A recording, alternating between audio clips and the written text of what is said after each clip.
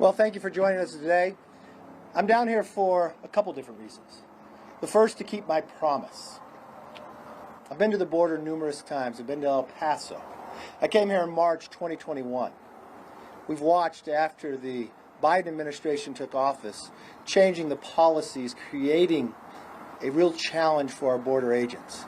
I promised them if we won the majority, we'd make sure that we did everything we could to secure this border.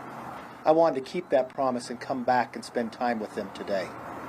You know, just in the last 2 years, I've been to the border numerous times, but I've been to El Paso more than President Biden has been to the border any place in his 40 years of elected office.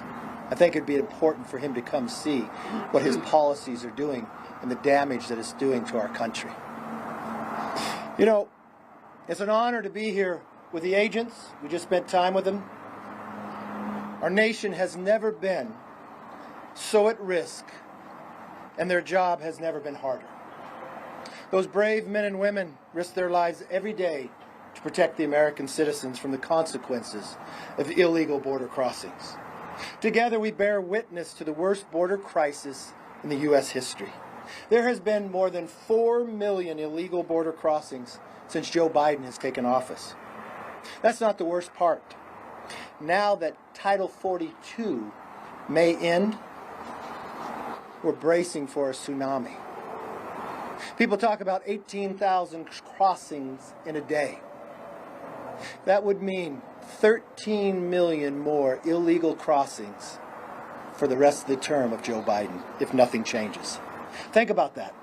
17 million more illegal entries into our country. Just last week, Secretary Mayorkas testified under oath that, yes, the border is secure. I'm here to tell you it is not. We spent the day with border agents. I asked each and every one if this border is secure. They laughed. They said it is not. It is one of the worst points in the history of this nation. We just went to a bridge in El Paso, where 70,000 people have come across in the last 7 weeks. And the Secretary of Homeland thinks this border is secure. For the last 2 years, President Joe Biden and the Democrats running Congress has pushed open border policies and waged baseless attacks on our border agents. The actions of this administration have empowered cartels, drug smugglers, human traffickers, and terrorist organizations all around the world.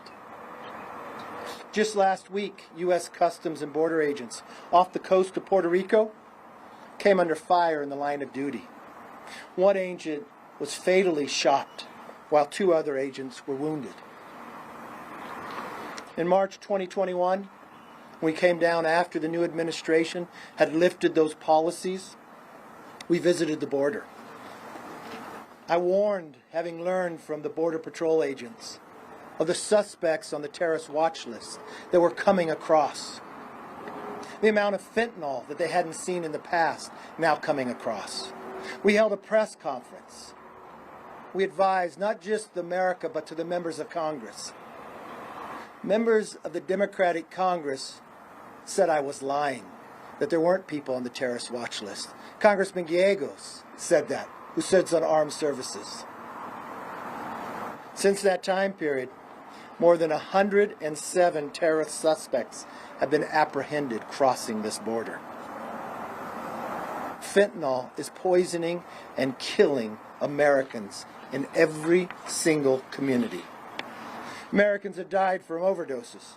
Secretary Mayorkas would like you to believe that the people committing these crimes are just in the search of a better life. How many people have not been caught? In 42 days, a united Republican House takes control. In 42 days, we end one-party Democrat rule in Washington. A new House Republicans will work to stop Joe Biden's assault on our laws, our borders, and our border agents. We will use the power of the purse and the power of the subpoena. Now let me be clear. Those responsible for this disaster will be held accountable. I've spoken today, again, to Congressman Jim Jordan and Jamie Comer, the future chair of Oversight and Judiciary Committee. And they have my complete support to investigate the collapse of our border and the shutdown of ICE enforcement nationwide.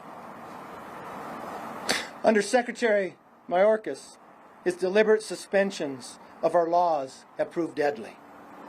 Fentanyl is now flowing in record amounts. Today, 300 Americans will be poisoned and die. Tomorrow, 300 more. It is the equivalent of an airline crashing each and every day in America. But again, he does nothing.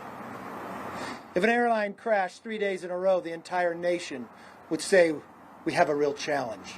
We have a crisis. We have a disaster. We have to do something about it. But he continues to lie to the American public. We have lost operational control of our southern border, empowering drug cartels and human traffickers. They have fired shots at our National Guard. They put AK-47s pointing at helicopters. They have burned and hung and raped the women and caught them on fire. And again, Secretary Mayorkas thinks the border is secure. He has blocked ICE and Border Patrol from enforcing our laws while vilifying them at the same time. Do you realize what that has done? In the last 10 days, 3 Border Patrol agents have committed suicide, a total of 14 this year, a number we have not seen in decades. He ended the Remain in Mexico policy and wants to end Title 42. His actions have produced the greatest wave of illegal immigration in recorded history.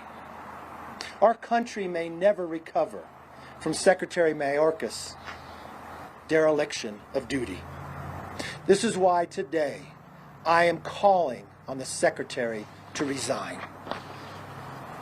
He cannot and must not remain in that position. If Secretary Mayorkas does not resign, House Republicans will investigate every order, every action, and every failure will determine whether we can begin impeachment inquiry. If Secretary Mayorkas was in charge of any company, he would have been fired by now for the failures of what he has caused. The American public deserve more, deserve better, and expect more within their government. Enough is enough. We will do whatever it takes. This is my commitment to the men and women of the Border Patrol and to the citizens of the United States of America. With that, I'd like to introduce Congressman Tony Gonzalez, who represents this area, represents more than 40% of the entire border, and was recently re-elected by more than 14%. But what he has done is brought more members down to the border to educate them. And after January 3rd, no longer will members have to come down to the border to tour. We will hold our hearings at the border so the Democrats can no longer hide from the crisis they have created. I bring you Tony Gonzalez. Amen. Thank you, future Speaker McCarthy. You know, I've hosted 16 delegations at the border. I've hosted Kevin McCarthy 3 times. And what you see is change is coming. And change is going to be led by the people standing right here. It's Thanksgiving week. People are doing a lot of different things. And what are House Republicans doing? We're going to the epicenter of the border crisis, and we're highlighting 2 things. One, highlighting the men and women in green that are rolling up their sleeves and fighting every day for this country to keep it safe. 2, we're highlighting the failures of this administration. On Thanksgiving week, we have to be thankful for a lot of things. Kevin McCarthy mentioned the suicides, 14 suicides. This is historic. It's no longer migrants that are dying at the border, it's Americans. And those Americans are wearing green uniforms. Rocky Seriano, here in El Paso, recently committed suicide. This is an epidemic. This should get us all united. You know, tomorrow is going to be the 6-month anniversary of Uvalde. And what people don't realize is Uvalde went into lockdown. The schools in Uvalde went into lockdown 48 times before that school violence occurred. 48 times. Guess what? I see that same occurrence happening all over the district. Change is coming.